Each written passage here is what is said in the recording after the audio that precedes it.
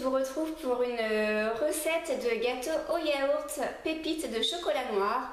Alors sans œufs et sans lait de vache. Alors je vais vous présenter les ingrédients tout de suite. Bon, donc il y a de la maïzena,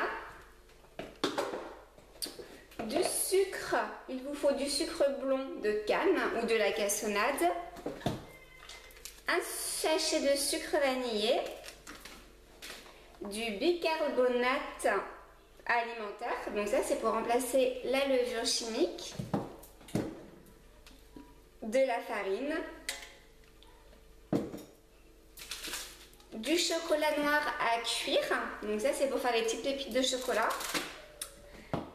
de l'huile de colza et bien sûr le fameux petit yaourt, donc là un yaourt de soja vanille. Vous pouvez prendre bien entendu un yaourt de soja amande noisette. C'est en fait tous les yaourts de soja c'est bon, après c'est tout dépend un petit peu le goût que vous voulez apporter à votre gâteau. Donc je vais commencer par mettre donc le pot de yaourt. Ça va me servir après en mesure. Donc il faut un pot de yaourt. Donc, je vais prendre une petite cuillère pour plus de facilité. Pour racler, hop, si je prenais de la main gauche, ce serait plus simple. Donc voilà, je racle bien. Alors là, je vous avoue que c'est la première fois que je fais avec un yaourt de soja vanille. La plupart du temps, je prends un yaourt soit de soja nature ou alors amande noisette. Donc de la marque Soja Sun. Là, c'est la marque Auchan. Vous avez vanille, chocolat, caramel, café, il me semble. Je ne les connais pas tous. Donc voilà, donc nous avons donc notre verre mesure. Voilà. Ensuite, vous allez verser. Alors, je vais lire en même temps sur ma recette. Je ne les connais pas toutes par cœur. Ensuite, 1,5 pot de sucre. Donc, alors moi, il faut savoir que je mets toujours un petit peu moins de sucre de ce qu'ils disent. Donc là, je vais mettre un pot de sucre.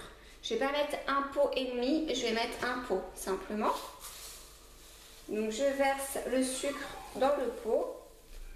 Bon, moi j'aime bien le sucre de canne. J'ai toujours préféré le sucre de canne au sucre blanc. Je suis pas très sucre raffiné. Ensuite,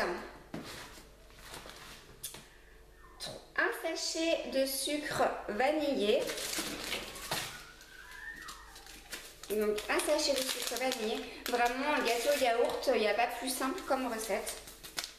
Donc un sachet de sucre vanillé. 3 cuillères à soupe de maïzena. Alors il faut savoir qu'une cuillère à soupe de maïzena équivaut à un œuf. Donc si dans votre recette il faut 4 œufs, vous pouvez mettre 4 cuillères à soupe de maïzena. Si vous voulez faire des crêpes sans œufs ou tout simplement des gâteaux sans œufs, ben vous mettez le nombre d'œufs en cuillère à soupe de maïzena. Donc là il m'en faut 3. Donc je prends une cuillère à soupe de... Donc grosso modo, je suis à peu près des cuillères comme ça. Donc là, je vais en mettre 3. En plus, ça donne un peu de légèreté au gâteau, donc c'est plutôt sympa. Voilà, voilou. 3 pots de farine. En fait, ce que j'ai fait, c'est que je me suis fait un petit book comme ça de recettes vegan parce que ça, je suis très gourmande. Donc il y a sucré, salé. Donc pour tout vous avouer, c'est mon ami qui a fait ce petit book. Et j'aime beaucoup, j'ai plein de recettes en fait dedans. Et aujourd'hui j'ai choisi de vous présenter le gâteau au yaourt. J'en étais à la farine, donc on a dit 3 pots de farine. Donc c'est parti. Je vais verser comme ça. Vous voyez pas trop ce que je fais en fait. Donc je verse comme ça. Bon, en même temps c'est pas sorcier. Un pot, 2 pots, 3 pots. Voilà, donc j'ai mis mes 3 pots de farine, 3 quarts de pot d'huile. Donc je vais mettre un petit peu d'huile dans le gâteau. Donc 3/4 de pot. Donc je verse. Voilà. Ce qui est bien, c'est que c'est pas du tout un gâteau calorique. C'est très léger, vraiment. On peut vraiment se faire plaisir avec cette recette. Et donc pour finir, un sachet de levure chimique. Alors moi je n'avais plus de levure chimique, donc je prends du bicarbonate. Une cuillère à soupe de bicarbonate équivaut à un sachet de levure chimique. Donc si un jour vous n'avez plus de levure chimique, faut pas que ça vous arrête. Vous pouvez quand même faire votre gâteau avec du bicarbonate de sodium. Moi je l'avais acheté à la base pour me blanchir les dents et du coup là je l'utilise aussi pour la cuisine. Voilà, donc je vais mélanger tout ça jusqu'à obtenir une pâte homogène. Donc je vais mélanger. Donc un petit peu d'huile de coude. Après c'est facultatif, mais ce qu'on peut faire c'est rajouter un petit peu de lait de soja si on voit que si on a du mal à délayer. Si on a du mal à délayer tout ça, on peut rajouter un petit peu de lait de soja. Je pense que mon ami l'a écrit quelque part. Petit à petit. Ouais, voilà, on peut mettre un petit peu de lait de soja. Donc je mélange jusqu'à obtenir une pâte homogène. Alors là j'ai un fouet en silicone, je ne sais pas ce que vous avez à la maison, mais je trouve pas ça super pratique à vrai dire là. Enfin, en tous les cas celui-ci il n'est pas très pratique. Donc je vais commencer avec une fourchette. Hop là, c'est parti.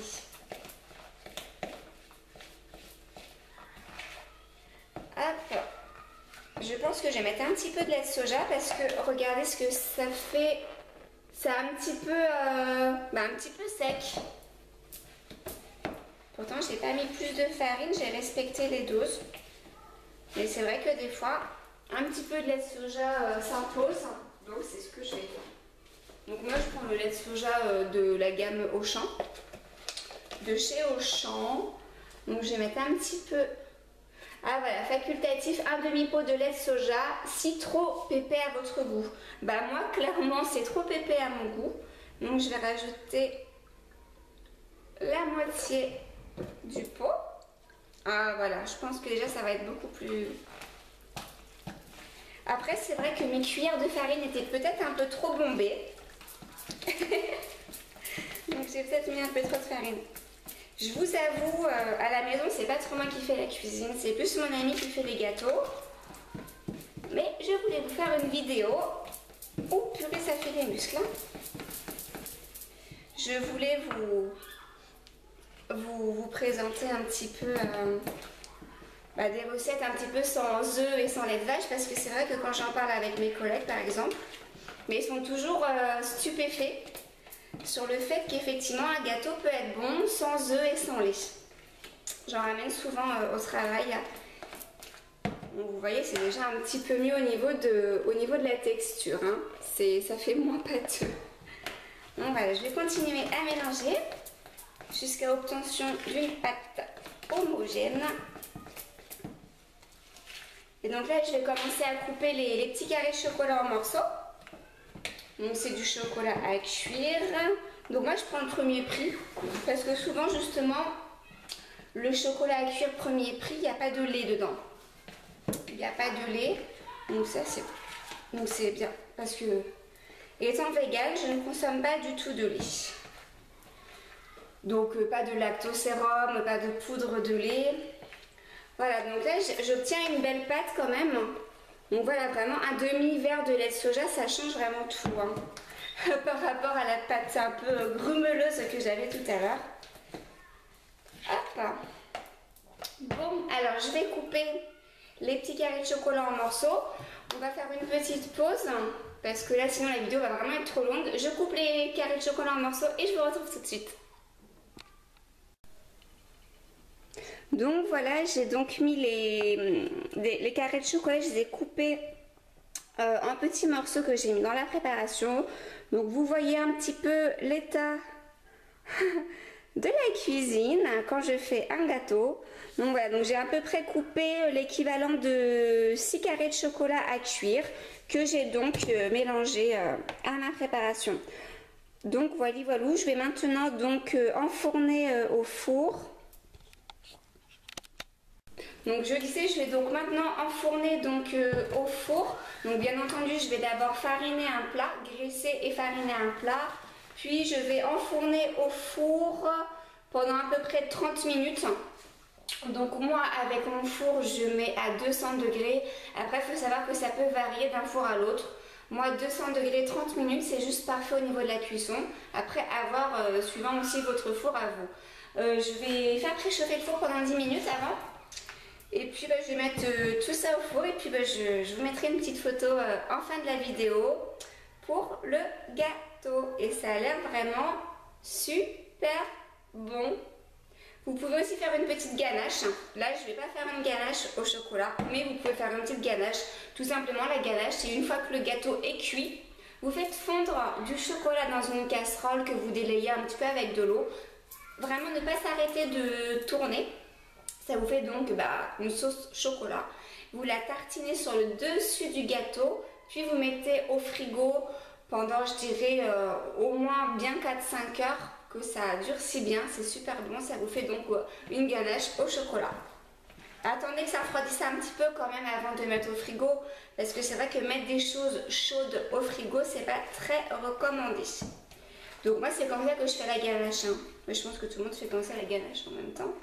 Voilà, je vous fais plein de gros bisous, je vous mets une petite photo à la fin de la vidéo, et surtout n'hésitez pas à me laisser des commentaires pour savoir si vous avez vous aussi essayé cette recette et si vous l'avez appréciée, et aussi si vous avez des recettes que vous souhaitez que je vous propose et que je vous démontre en vidéo. Je vous fais plein de bisous et je vous dis bon appétit. Bye.